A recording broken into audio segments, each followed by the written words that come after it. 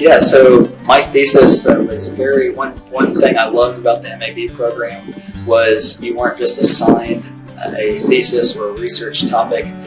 You know, whatever you're doing in your full-time career outside of school, you can plug if you have a problem or a situation that needed addressed or solved.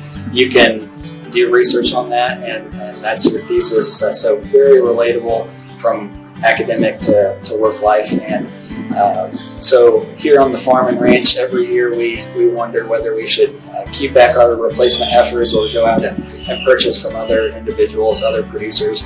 And so I did a partial budget that determined, given the commodity prices at the time, if it made more sense for a producer to purchase or develop design heifers. And that's helped me every single year since I graduated from Kansas State and defended the thesis. And again, that's just being able to tie a problem that you have in the real world to your study and your research topic is priceless.